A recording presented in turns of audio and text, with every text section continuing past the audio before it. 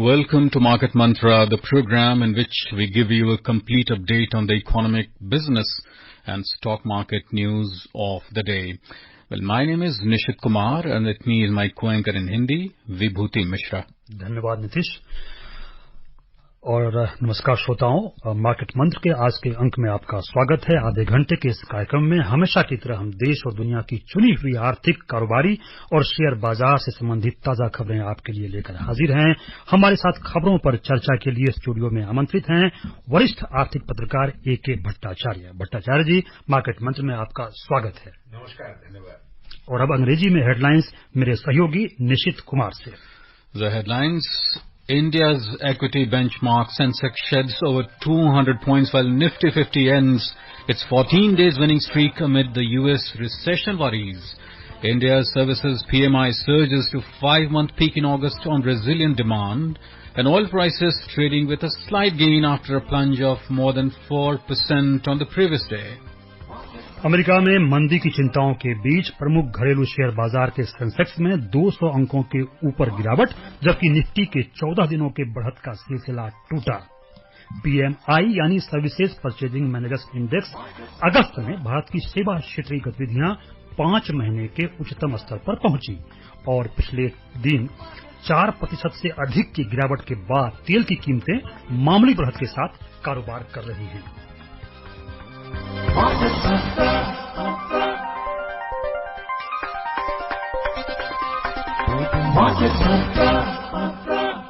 और हमेशा की तरह सबसे पहले शेयर बाजार की खबरें। भारत के प्रमुख घरेलू सूचकांकों सेंसेक्स और निफ्टी ने अपने दिन के कारोबार के निचले स्तर को पुनः प्राप्त किया, जिससे आज सत्र मामूली गिरावट के साथ बंद हुआ। अमेरिकी अर्थव्यवस्था में संभावित मंदी की चिंताओं के बीच घरेलू सूचकांकों में गिरावट दर्ज की गई। सेंसेक्स 203 अंक या 0.25% गिरकर 82,353 पर था और निफ्टी ने अपनी 14 दिनों की जीत का सिलसिला आज तोड़ दिया। सत्र 81 अंक या 0.32% के नुकसान के साथ 25,199 पर बंद हुआ। India's equity benchmark indices Sensex and the Nifty recovered their intraday lows, ending the session with modest loss today. The decline in the domestic indices can be attributed to the concerns about a potential slowdown in the U.S. economy. At the closing bell, the Sensex, which is a pack of 30 companies, was down 203 points or 0.25% at 82,353, and the Nifty 50 broke its 14 days winning streak, ending the session with a loss of 81 points or 0.32% at 25,199. In the National Stock Exchange, 155 companies hit their 52-week high, 27 hit their 52 weeks low. And in the broader market, the Bombay Stock Exchange, the mid-cap index lost 0.15%, while the small-cap index gained 0.26%. And in the Sensex index, 11 out of the 30 companies registered gains. The top gainers today were Asian Paints, which surged 2.39%, Hindustan Unilever added 1.74%, and Sun Pharma advanced 1.18%. Conversely, the major laggards were Mahindra and Mahindra, which lost 1.29%, State Bank of India shed 1.06%, and Axis Bank declined 1.05%. In the sectoral indices of the Bombay Stock Exchange, 15 out of 20 sectors traded in loss. The top laggards were Metal, which shed over 1%, Information Technology lost 0.91%, and telecommunications declined 0.82%. Top gainers today were healthcare, which got an uptick of 0.9%, Realty increased 0.6%, and FMCG added 0.4%. The overall market breadth of the Bombay Stock Exchange was negative, as out of 4,047 companies, shares of 1,910 companies advanced, 2,043 declined, and 94 remain unchanged. Breaking 14 days of winning streak today. Of course, we saw the The U.S. data, the U.S. indices as well falling yesterday, AKB. What do you have to say about it? Well, I think what we are seeing is that the absence of domestic triggers is telling on the domestic stock market, and that absence has been worsened, or the impact of that absence of domestic triggers has been aggravated by the negative sentiment that you talked about coming out from the U.S. And don't forget that even the Chinese economy is showing signs of weaknesses after early impressive numbers. The U.S., the PMI, the Purchasing Managers Index, is right now showing at around 47.2. Now, remember that if it is less than 50, yes. There is a possibility of a contraction. True. Now, which is why, the expectation was that it might go up to 49.2 or so. Now, that it did not go up to 49.2 but stayed at 47.2 has itself created a kind of a worry in the U.S. market that the U.S. probably is heading for a kind of a recession. It may be a soft landing, but it will be a recession nevertheless.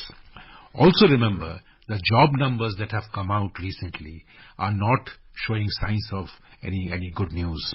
So therefore, the global triggers, both from the U.S. as well as from China, are actually impinging on the market sentiment domestically here, and which is why you are seeing that even otherwise good sectoral stocks are not performing to their potential. Also because remember that when the U.S. economy contracts, then it has a global impact, and emerging markets like India will be impacted. They'll be the first to be impacted. Well, AKB, I'd like to take a contrarian view here. You talked about the PMI kind of hovering around 47% or so in the U.S., but we see the latest PMI in India. It's around 60%, and that's too encouraging. Also, when we juxtapose this PMI numbers with the GDP numbers which the World Bank projected day before yesterday to 7% growth. But what I am saying is this, that the GDP number 7% is actually a little lower than what the RBI expects at 7.2. Now, these GDP numbers have already been factored in by the markets.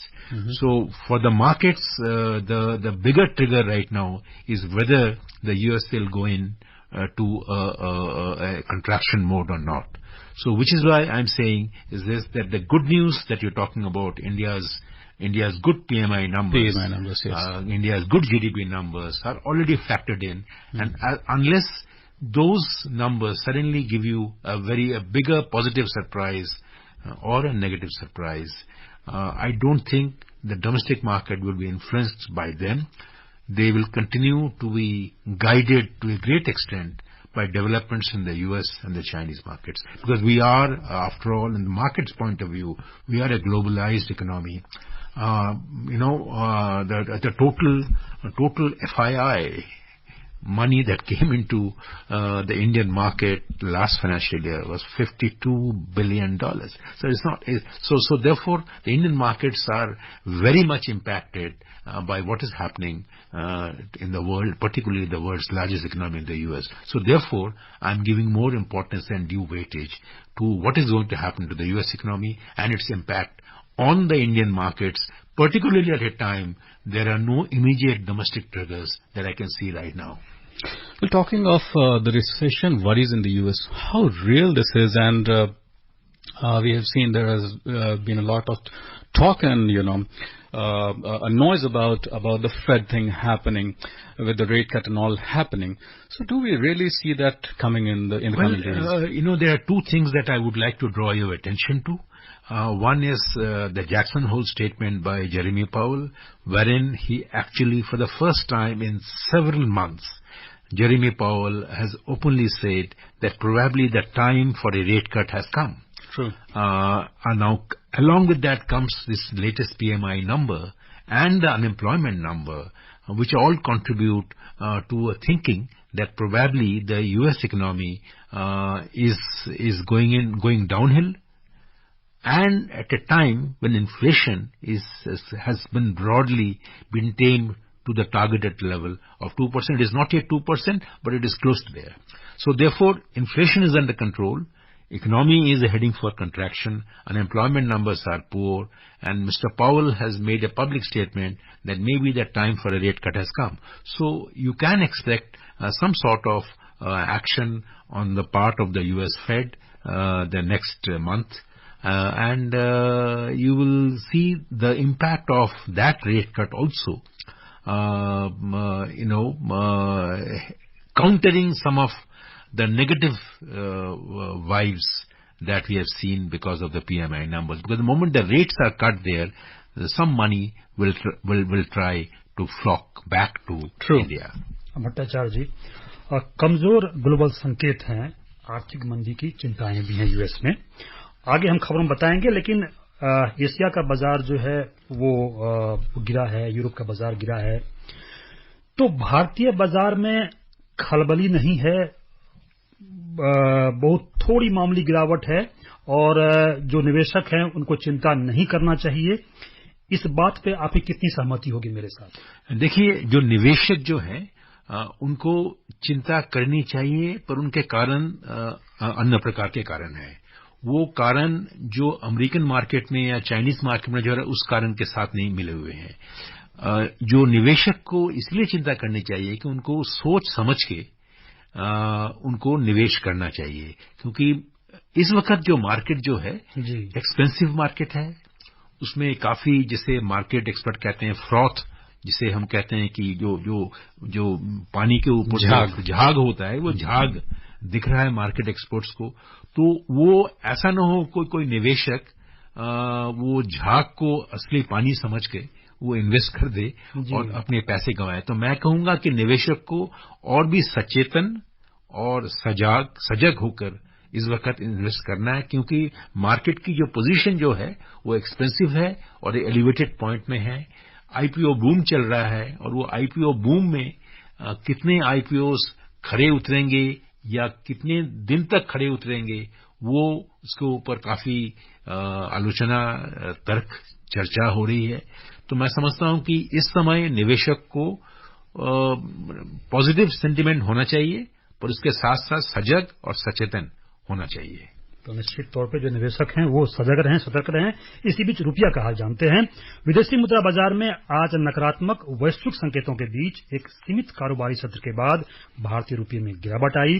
दिन के अंत में स्थानीय मुद्रा अमेरिकी dollar के मुकाबले 83 रुपये और 97 पैसे पर बंद हुई. दुनिया की 6 प्रमुख मुद्राओं की तुलना में डॉलर की मजबूती दर्शाने वाला डॉलर इंडेक्स दिन के कारोबार में 101.66 पर कारोबार कर रहा था. और अब जो है, अब एक अच्छी खबर जो है वो दर्शकों के सामने लाते हैं हम कि कर्मचारी पेंशन योजना के पेंशन भोगी अब 1 जनवरी 2025 से देश भर के किसी भी बैंक से अपनी पेंशन प्राप्त कर पाएंगे. इससे कर्मचारी भविष्य निधि संगठन ईपीएफओ के 78 लाख से अधिक पेंशन भोगियों को फायदा पहुंचेगा.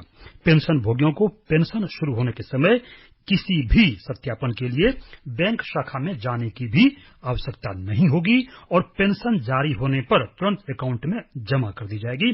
केंद्रीय श्रम और रोजगार मंत्री डॉक्टर मनसुख मंडाविया ने कहा है कि केंद्रीकृत पेंशन भुगतान प्रणाली की मंजूरी ईपीएफओ के आधुनिकीकरण में एक महत्वपूर्ण मील का पत्थर है. उन्होंने कहा कि देश में किसी भी बैंक शाखा से पेंशन का वितरण पेंशन भोगियों के सामने लंबे समय से चली आ रही चुनौतियों का समाधान करेगा. भट्टाचार्य जी, इस खबर पे क्या प्रतिक्रिया है आपकी? ये बड़ी राहत की खबर है. ये देखिए, ये जैसे आपने भी जिसमें कहा कि ये एक बहुत ही सकारात्मक सुधार है ये, और हमने कई सुधार हम देखते हैं, पर ऐसे कई सुधार होते हैं जो आम जनता को इमीडिएटली उनको ऊपर कोई असर नहीं होता है, दूरगामी असर होता है.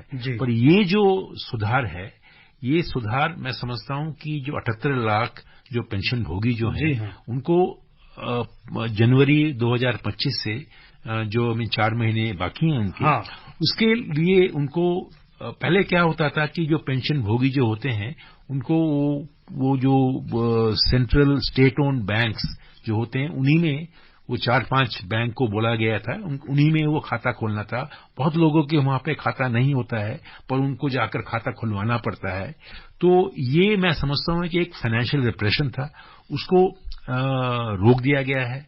और अब ये कोई अपनी जो बैंक की जो अकाउंट है, उस बैंक की अकाउंट की नंबर अगर आप जब आप रिटायरमेंट कर रहे हैं, वो नंबर अगर आप ईपीएफओ को बता दें और वो नंबर को आप सत्यापित कर दें, तो उसके बाद वो उसी अकाउंट में, जिस अकाउंट में आपकी तनख्वाह जा रही थी, उसी अकाउंट में आपकी पेंशन भी जाएगी।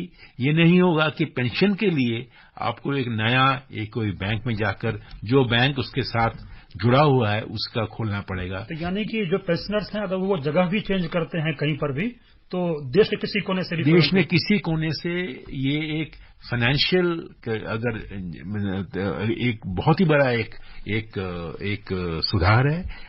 इसके और एक भी आयाम ये है कि अभी तक जो वो 4-5-6 जो पब्लिक सेक्टर बैंक्स जो थे, उनको एक ऐसा एक बिजनेस मिलता था ईपीएफओ से, जो मैं समझता हूं कि वो सुधार के करीब कहीं नहीं था। वो एक रेगुलेटेड बिजनेस आ रहा था उनके पास। अब जो बैंक आपके साथ जुड़ा हुआ है, उसी बैंक में आप अपना पेंशन ला सकते हैं। ये बहुत बड़ा एक डिस्टॉर्शन था, वो उसको समाप्त कर दिया जा रहा है। ये बहुत बड़ी 78 लोग पेंशन के लिए, और जो इस देश में सुधार की बात मानते हैं, सुधार की जो मनोकामना करते हैं, उनके लिए बहुत बड़ी अच्छी खबर है। In fact, AKB, you just mentioned, of course, it's a very heartening news for the pensioners. I mean, you can draw your pension across the board from any of the banks, be it the PSBs or the private or anyone. But I'm on a different point here. You just mentioned about the PSBs, that they were having some dedicated kind of business coming in, where the pensioners kind of parking their money or drawing their money in that pool. So how much would an impact do you see this thing happening in the PSBs? And of course, the investors would be interested to know about the prospects of the PSBs in the coming days. Well, I don't think it will mean a major financial impact, because the large number of accounts maintained for pension drawal by the public sector banks were actually very low CASA, current account, saving account deposit. So they were not really contributing to a great amount of business or an interest income for them. Interest margin was very low for them. So I don't think banks will be financially hit. But certainly they will have to look for newer accounts at a time when the credit deposit ratio is low.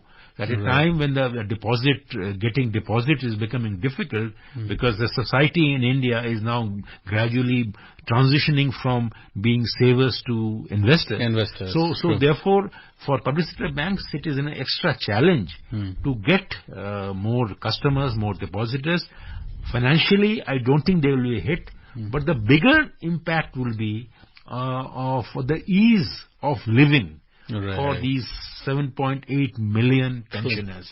So that, to my mind, is a big change, that you don't need to change your bank account. Wherever you are, whatever bank account you have, you can get your pension, hard-earned pension that you are entitled to. True. So we don't see any uptick or downslide happening in any of the... Not financially, but certainly getting those accounts. Yes. Can you imagine that if 76 lakh or 7.6 million bank accounts right now are actually were a kind of a dedicated account for 4 to 5 banks. Yes. But now going forward, the new pensioners will not be their secured accounts. And for all you know, that some of the 76 lakh account holders, pension account holders, may choose to shift back to their own bank account. True. And those public sector banks might lose that business. Right. And moving on to some other stories, India's services sector activities surged to a 5-month high in August due to resilient demand and easing inflationary pressure, as per the Services Purchasing Managers Index, that is the PMI, which was released today. The index compiled by the S&P Global highlighted that PMI numbers rose to 60.9 in August from 60.3 in July. In contrast, the PMI manufacturing has shown a downturn as the index dipped to a 3-month low of 57.5 in August. The improvement in services has kept the overall composite PMI unchanged from July's, which was at, of course, at 60.7. AKB, as we were just discussing a while back, anything above 50, of course. It's a PMI. It's an expansion, we can say. And of course, we were discussing about juxtaposing this with the figures within the US, right? Which stands somewhere around 47 or something. Yeah. So still at 60, we can say we are comfortably placed a bit. Well, right now the outlook is strong because the PMI index is actually, unlike most other data like GDP or IIP, Index of Industrial Production, which are lagging data in a sense that they tell you about what has already happened. Right. Now, the Purchasing Managers Index is not a lagging data; it's a forward-looking yes, data, it's a leading, and therefore it tells you that what kind of the markets will take greater note. And the credibility of these numbers are the benefit of this number is huge. Absolutely. So therefore, when they show that the PMI, the purchasing managers feel that they are going to buy more stuff, they're going to invest more going forward, it means that the economic growth engine will keep revving Absolutely. time to come. So 60 Absolutely. is a good number. Absolutely. It shows that services sector, healthcare, IT, these are all manufacturing. Yes. Yeah. So these are all very, very good signs. So its need is to sustain this. And consumption demand, which is the last GDP number, showed that it's grown by 7% after about a 5-quarter high. True. So it's a good sign once again. That's such an important point that you make, that it's a leading kind of a signal or indicator, if you may say so. Taking a cue from the stock markets, especially the F&O markets, if we may say so, where people analyze so many of the indicators, and most of them are the indicators which are not leading indicators. Yeah. So yes, as I mentioned, 60 point something is really something which is heartening. और बढ़ते अगली खबर की ओर, प्रधानमंत्री Narendra Modi Brunei दौरे के बाद आज सिंगापुर पहुंचे। इस बीच सिंगापुर के एक बड़े ग्रुप ने भारत में बड़े निवेश की घोषणा की है। बता दें कि यह ग्रुप अगले 4 साल में करीब 90,280 करोड़ रुपए का निवेश करेगी। यह कंपनी भारत में सिंगापुर के उच्चायुक्त साइमन वोंग ने एक सोशल मीडिया पोस्ट में कहा कि एशिया के सबसे बड़े विविध रियल एस्टेट समूहों में से एक कैपिटल लैंड ऑफ सिंगापुर ने भारत में प्रबंधन के तहत अपने फंड को 2 गुना से अधिक करने की योजना बनाई है। उन्होंने इस बात पर खुशी जाहिर की कि सिंगापुर की कंपनियां भारत में अपने निवेश को दोगुना कर रही हैं। तो निवेश दुगुना हो रहा है और सिंगापुर की ये कंपनी कर रही है। इस पर क्या कहेंगे? इसमें देखिए, ये जो सिंगापुर की जो कैपिटल लैंड ऑफ सिंगापुर, ये इसका एक ऐतिहासिक संदर्भ ये है कि 2019 में जब अमरावती का एक नए कैपिटल, आंध्र प्रदेश का कैपिटल तैयार करने में उनको एक सिंगापुरियन ग्रुप समूह को ये न्योता दिया गया था को बनाने का, पर जब वहां पे आंध्र प्रदेश में सरकार बदल गई तब ये डील कैंसिल कर दिया गया था। उससे सिंगापुर इंडस्ट्रियल जगत में इसमें काफी हलचल मची थी कि एक सरकार बदलने से आपका एक कॉन्ट्रैक्ट कैंसिल कर दिया जा सकता है। मैं ये समझता हूं कि उसके बावजूद ये एक आशा का किरण दिख रहा है मुझे कि सरकार ने सिंगापुर सरकार के साथ बातचीत करके जो सिंगापुर इंडस्ट्री की पॉजिटिव इंटरेस्ट इंडियन इकोनॉमी में अभी भी बरकरार रखा है और वो फिर से वो इन्वेस्ट करने जा रहे हैं भारत की जो construction business, real estate business में। मुझे ये नहीं क्लियर है कि वो अमरावती में कर रहे हैं या और कहीं कर रहे हैं, पर जो ये 90,000 करोड़ की जो इन्वेस्टमेंट के उन्होंने कमिट किया है, ये दर्शाता है कि इंडिया एंड सिंगापुर की जो आर्थिक जो गतिविधियां, आर्थिक जो उनका जो रिलेशनशिप, जो संपर्क जो है वो अभी भी मजबूत है और 2019 में जो हुआ था उससे उसका कोई नेगेटिव इम्पैक्ट इसके ऊपर आ नहीं सका। बहुत संक्षेप में आपसे एक प्रतिक्रिया लेंगे कि ब्रुनेई और सिंगापुर का ये दौरा आर्थिक रणनीतियों के हिसाब से भारत के लिए कितना महत्वपूर्ण है? देखिए, ये एक आउटरीच प्रोग्राम है, और आउटरीच प्रोग्राम का मतलब यही है कि ऐसे जगह में, ऐसे देशों से, ब्रुनेई और सिंगापुर से अपनी जो, और ब्रुनेई में भारत के प्रधानमंत्री पहली बार गए हैं, तो ये एक ब्रिज बिल्डिंग का एक समझ सकते हैं आप। ये मैं तो इसको एक नई शुरुआत की तरह देखूंगा। और एशिया और यूरोप के बाजार का हाल जानते हैं। वैश्विक बाजार में भारी बिकवाली के बीच प्रमुख एशियाई सूचकांकों में गिरावट आई। जापान का निक्केई 4.42% गिर गया। कोरिया का कोस्पी 3.25% गिरा। सिंगापुर के स्टेट्स टाइम्स सूचकांक में 1.13% का नुकसान देखा गया। हांगकांग का हैंगसेंग 1.11% लुढ़क गया और चीन के शंघाई कंपोजिट इंडेक्स भी 0.67% गिरावट के साथ बंद हुआ। इसके उलट गिफ्ट निफ्टी 0.09% की बढ़त के साथ बंद हुआ है। प्रमुख यूरोपीय सूचकांक आज नकारात्मक क्षेत्र में कारोबार कर रहे थे। अंतिम समाचार मिलने तक फ्रांस का कैक 1.09%, जर्मनी का डैक्स 0.87% गिरा और लंदन का फुट्सी 0.51% नीचे कारोबार कर रहा था। एशिया तो आज बहुत ही खराब वहां की स्थिति है। एशिया की स्थिति मजबूत नहीं है। वहां पे जो इकोनॉमिक आउटलुक का है, उसमें काफी सारे प्रश्न चिन्ह उठ रहे हैं। चाइना का भी उसमें प्रभाव थोड़ा बहुत एशिया में आता है। तो मैं ये समझता हूं कि जो भारत की अर्थनीति है, ऐसे माहौल में अभी भी उसके पास एक अपना मार्केट बहुत बड़ा है। और वर्ल्ड बैंक की रिपोर्ट की जिक्र की गई थी कि इंडिया का ग्रोथ में 7% का बोल रहे हैं, और उसी मार्केट में आप, उसी विश्व में अगर आप एशिया में देखते हैं तो काफी उथल पुथल मच रही है। ये भारत के लिए सचेतन होना है, क्योंकि ये मार्केट में हम ज्यादा काफी एक्सपोर्ट करते हैं, तो हमारे एक्सपोर्ट के लिए मार्केट को स्थिर होना जरूरी है, ये भी देखना है। And moving on to the U.S. market, all major U.S. stocks tumbled yesterday, registering their biggest daily drop since early August amid fears of slowdown in the U.S. economy. The tech-heavy Nasdaq Composite plunged 3.2%, the S&P 500 descended 2.1%, and Dow Jones Industrial Average finished with a loss of 1.5%. AKB, just a while back we were discussing about the Asian shares plummeting, especially the Japan's Nikkei 4.42%. How much of the U.S. effect you see in this plummeting of the Asian markets, especially Japan's? To some extent, yes, there is an impact, chain effect. But I think what happened in the U.S. is largely because of the PMI number, unemployment number, and where you will be talking about the softening of the crude oil prices, because globally the demand for crude oil, even though we are entering into winter season, the demand is not very good. Yeah, you mentioned about crude.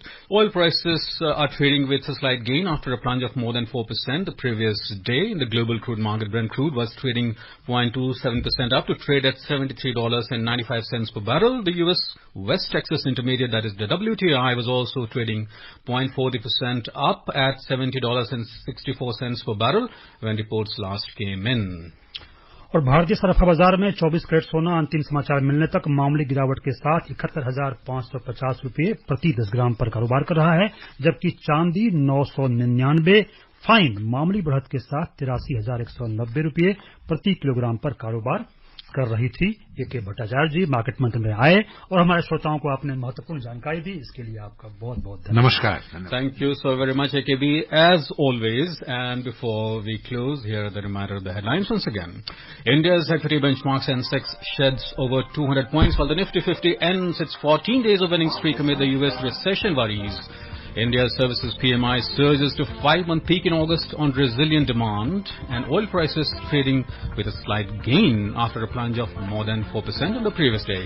Well, that's it in this edition of Market Mantra. This is Nishit Kumar along with my co-anchor Vibhuti Mishra saying goodbye. Namaskar. Market Mantra.